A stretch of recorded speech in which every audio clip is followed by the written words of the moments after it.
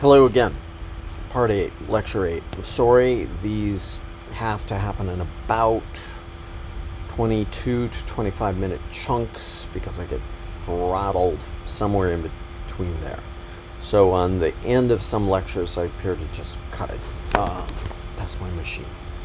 On pushing technology as it pushes back toward you.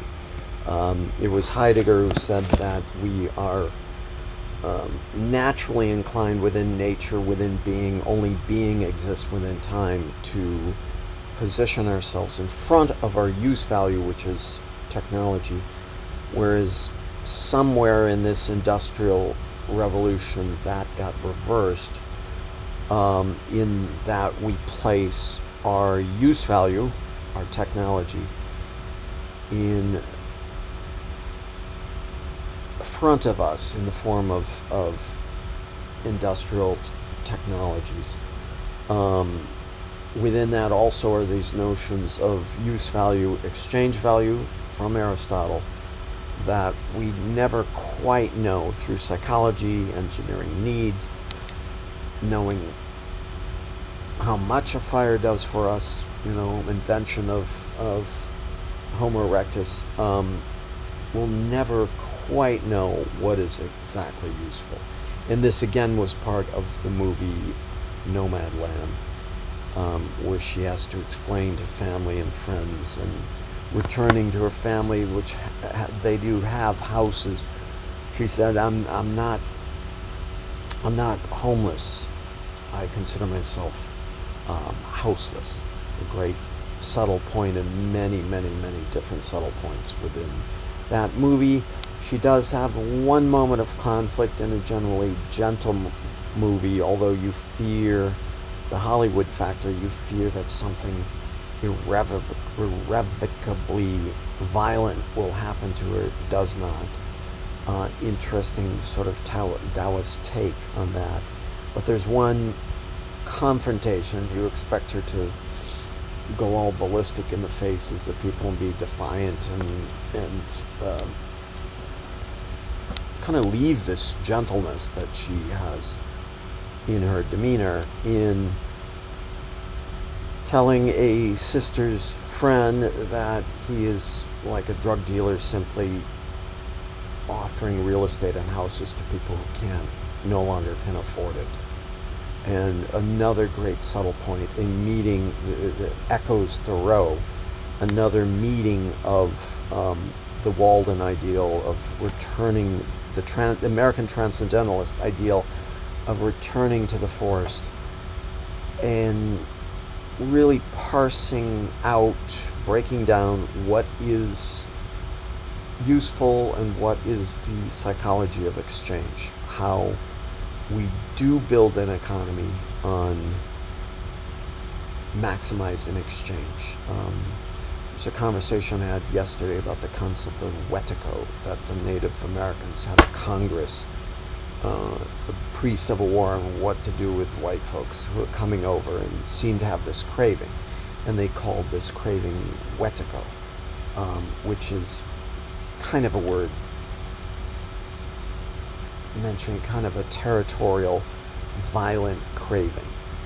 And they wondered if there were, in this Congress of Native Americans, I think it was 1820 in the South, whether these beings were actually psychologically damaged somehow, all of these cast out Europeans. And in a sense they were. The Puritans cast out because of religious means, or the nascent battles between the psychologies of Protestantism and Catholicism. One could say Shakespeare, as a committee of 4 or 5 guys, was actually a closet Catholic, in the sense that you sin and redeem, you act out in your nature and you redeem later. If we suppose that it's not merely the glove maker who authored all these great works, perhaps it was. It's interesting to think that this is a staging ground for a lot of contemplation about nature in terms of Catholicism, the nature within, the nature that has to be redeemed, the nature, yes, it's hierarchical, it builds great palaces and gardens, and the Pope is the center and all that. But the Protestantism, which has this ascetic aspect, of reductive aspect, but also this craving aspect. Like, we are here by our bootstraps. We were starving in Europe. Certainly the pattern of immigration afterward was that America was this big tabula rasa to which we did not willingly come. We reluctantly came because we were starving in our old countries. So let's further this. Like, let's get back to the physical nature of just how our cities look in this industrial era. Again, presupposition of this lecture, this whole class, is that COVID was a warning shot from nature saying, I'm out here. I'm here. You explode your population up to 8 billion. You travel by means of air traffic. You rapaciously consume, suck out of travel. In a sense, there is this notion of wetico in every form of mercantile capitalism, and certainly ramped up to the industrial era. I've lived and worked in East Asia. They definitely have a version of wetico. This movie, Nomadland, is this notion of contrasting wetico in that confrontation with the real estate agent, saying you're making people buy things they can't really have. You know, what is the notion of ownership? And somehow, on a global scale, and certainly I've lectured in and lived in East Asia, Seoul, Beijing, Shanghai, Tokyo, are cities that exude this type of wetico, this craving for material items. Again, our next part mentioned the French Revolution. So why is that bad? Fraternity, égalité, liberté. Liberty. If I want a detached Levittown house as the spoils of war, surviving the beach landing in Normandy, I come back, get the GI Bill, I can afford one of those houses for $3,000 to $4,000. As a cisgender person, I can marry an obedient pre-feminist wife. Hopefully she's not read Simone de Beauvoir by that time, late 40s. The second wave feminism. We can talk about feminism and the notions of late 19th century suffragist abolitionists, alcohol abolitionists, coming out of Quaker traditions. We can talk about all those movements, but we've got moving pieces. That's history. This is a narrative. Nothing's wrong with that. We seldom live in linear times. French Revolution, American Transcendentalism. The movie Nomadland is about Taoism to a greater or lesser extent. Is industrialism tenable? COVID going wakey. You got 8 billion people on Earth. Of course they're going to infect each other. Shutting down our communal functions, retreating to Zoom, a great prophetic short story by E.M. Forster's called The Machine Stops. I've assigned this for my classes, unbelievable script, very prophetic, written 100 years ago. Society goes underground, does everything by these telepresent hookups on the thing called a machine, but that's the internet. Use video screens to communicate. Everyone's commodity is just getting plugged into tiny little cubicles and delivering and buying and selling, or just exchanging, kind of a barter economy. I couldn't quite figure out of these kind of like TED Talks. There's a friend showed me a new channel with this kind of expanded TikTok where it's nothing but these little lectures. And I said, this is like the 1,000 Typing Monkeys. There's almost no content here. These people are all dressed up and no place to go. Hugely vacuous site. I forget what it was. When you miss reputation systems of adjudicating lectures, you get this. So ironically, back up, the machine stops. The mother is fraught, takes drugs to calm herself down, is thinking of suicide because she gave a bad TED talk. And then her son says, I want to meet you. Her son lives somewhere, was repositioned somewhere across the world. It's very Oedipal, of course. And he said, I want to meet you. He says, no, it's going to be too dangerous. You can't really do that. You can't go above ground. Why don't you just sit there and give a lecture? Or why isn't this enough to talk to each other? So he takes a dirigible ride to try and see her, and then at the same point, the machine stops. The internet stops. Fantastic short story. I can sign it to my class again. There's bad YouTube versions of this, but a good reading version of this. Wonderful. Back to corals, malls, habitats. Kind of a response to this modernity.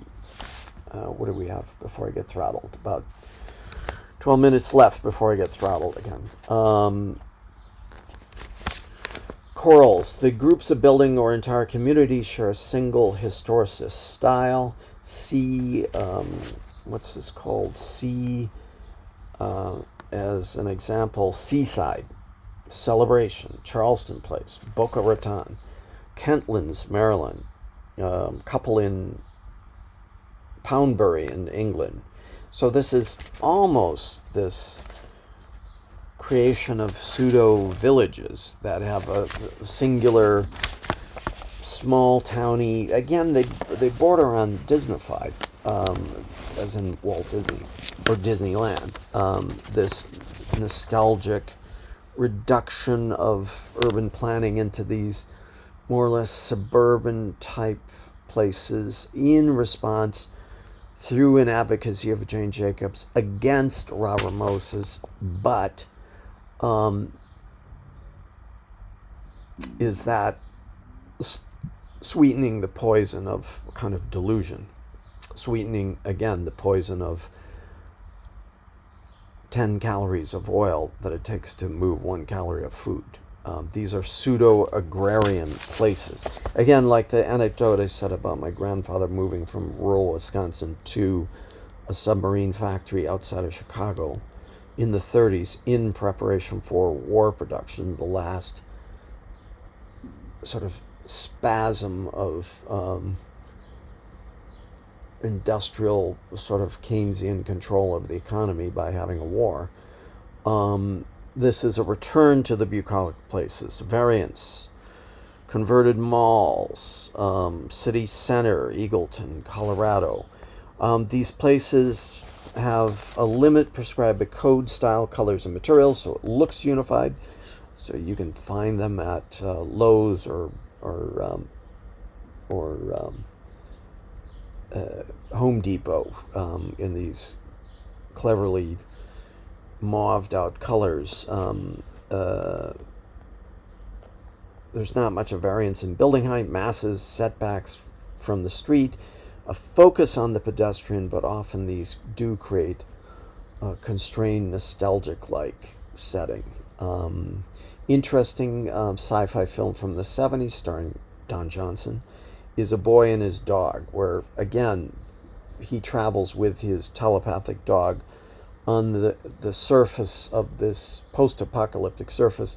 He goes below and sees, in a sense, this corral, this new urbanism city below, and where everyone is trying to nostalgically behave like Main Street in Disneyland, and he's freaked out, and he is, in a sense, is the only fertile male, so he is captured to fertilize the rest of the females because all the other males were impotent. Interesting film, especially the dialogue from the telepathic dog, his companion. Anyway, that's the movie. Moving parts, people. Um, Neighborhood planning is based on traditional walkable neighborhoods. Street grid is as dense as possible, not interrupted by superblocks. Mixed use neighborhood consists deliberately mixed residences. Is this diverse in terms of race and ethnicity? I mean, if you buy into their scripting, one would imagine they could take any color person if you can have the right paycheck and the right sort of demeanor. But of course, like nature, there's are ethnic variants to way people use spaces. I spent a lot of time in Italy. The Italian piazza looks nothing like and behaves nothing like the English pub or the northeastern American pub.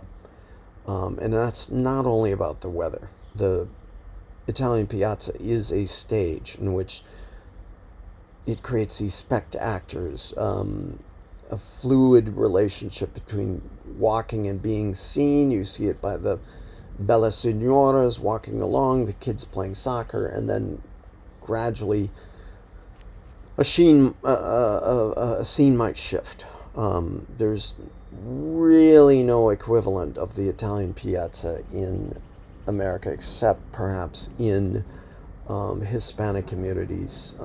I grew up in Minneapolis, often a very famous town now for an inability to deal with the shadow self. If families had barbecues and picnics out in the front yard, the police came around and told them to take it into the backyard. That is a cultural use that became an implicit police directive. Take your party in back. Not so much we didn't want to see it, but that's the implicit good use of your space. A very distinct, of course I'm generalizing, but it did happen. I've seen it happen. And the Nordic European Protestant worlds of these cold cities did have to accommodate a large Hmong, Somalian, growing African American communities. Certainly the Chippewa, Ojibwe, and the Lakota tribes, which are right there in downtown Minneapolis. So we saw the Minneapolis riots after the murder